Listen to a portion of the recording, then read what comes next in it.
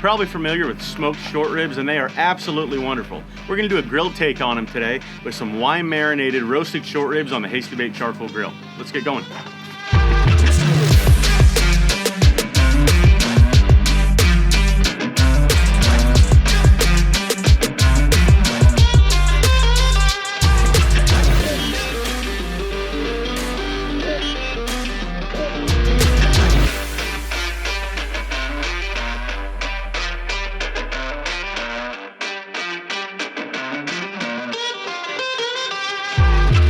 First thing we're gonna do is take these short ribs, these are absolutely beautiful, and we're gonna put them meat side down in a bowl because we gotta get these things marinating. I like to marinate them for about an hour, so we got a little bit of time on our hands.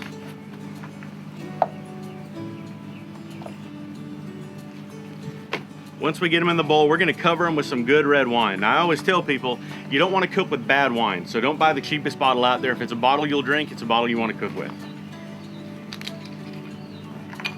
Pour and go.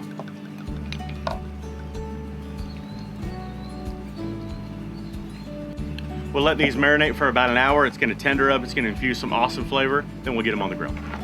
These beef ribs have been soaking in this red wine for about an hour. They soaked up a lot of juice. We're gonna hit them with some seasoning and get them on this Hasty Bake Grill. The way we set up the grill was real simple. I wanna grill these things off on the front end, kind of get a nice sear on them, build a crust on the outside, and then we're gonna do a slow smoke on them to kind of bring them up to temperature. The way I do that is I put some raw charcoal in the firebox that's not lit, and then I dump about half a chimney into that firebox on the side. We're gonna grill these off on the hot side, and then when we drop the firebox, that fire will slowly start eating into the other charcoal to kind of have a nice long smoke.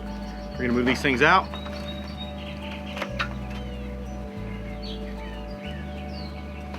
We don't have to slather these with anything. They're already plenty wet from the wine. You can see it's changed the color, so it's added a really nice tannin flavor into it. Today we're gonna do a combination of some hoggy toddy holy moly and some all queued up big red beef. Probably should open this before I use it. Yeah, might help. It's always good to use a little bit more than one seasoning because you want to build some flavor layers. So this big red beef is going to add a lot of color. It's going to help out that wine as well. That holy moly is going to add that extra pop of flavor that makes everything taste a little umami. You don't have to season the bone side when you got ribs this big because there's no meat under there that you're going to be eating. But make sure you hit all the other sides nice and thick. It's a big cut of meat, and the seasoning on the outside has to last to really get that flavor to the inside, so don't be afraid to season quite a bit.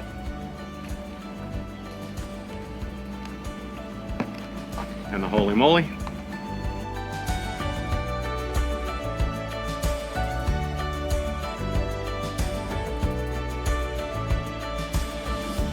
Press that seasoning into the meat really well. You want to make sure it sticks to the meat and not the grill grate.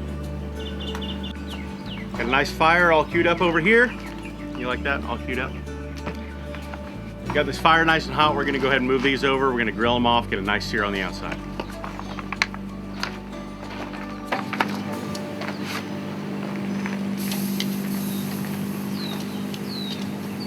Because of the way we set up this fire, I got a hot fire right here and I got some unlit coal over here that heat's gonna move over to. So I'm putting these directly over the hot fire. I have my Hasty Bake in the bake position, so it's not all the way up, it's not all the way down, it's right in the middle. That's one of the big advantages to the Hasty Bake is you have so much control over your fire, you can really make it do anything you want it to do. As soon as these have a nice sear on them, we're gonna go ahead and move the fire all the way down to the smoke position, turn the Hasty Bake into a smoker, let them gather up all that nice B&B hickory smoke. As you can tell, these beef ribs are nice and seared off, beautiful flame kiss on it. We're gonna do what the Hasty Bake does best. We're gonna move that firebox down, turn this thing into a smoker. Little crank of the handle. This thing goes all the way down.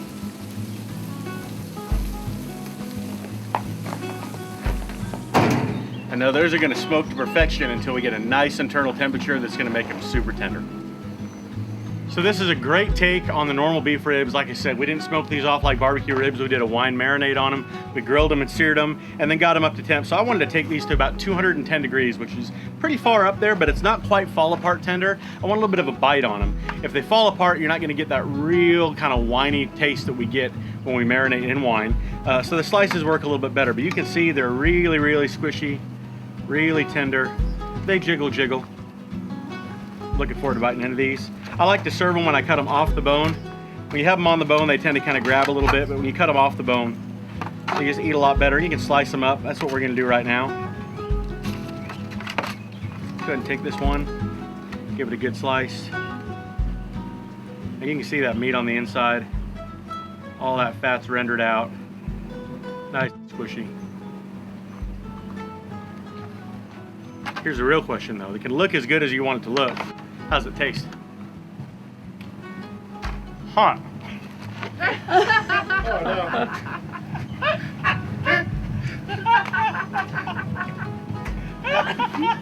The water's right It there. tastes hotter than I thought it was gonna taste. Is the water there? No, I'm good. I got it out. These can look as good as you want them to look, but let's see how it tastes. So good.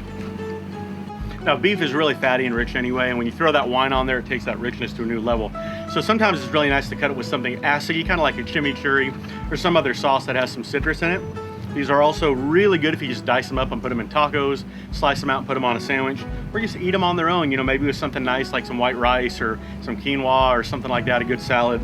They got a lot of fat, a lot of flavor. We cooked them to a really good tenderness. I mean, they just pull apart like absolute butter. But man, that wine, that smoke, that hickory smoke we did, that char when we put it over the flame, all of it adds to just an absolute perfect bite. A really great meal. Beef ribs are pretty easy to find, so try some, throw it in your backyard, put it on that Hasty Bake, get that flame kiss on it, get some smoke. Like I said, make sure you're using a good wine because you don't want to cook with bad wine. All those flavors together make an absolutely killer meal. Thanks for being here. We'll see you guys next time.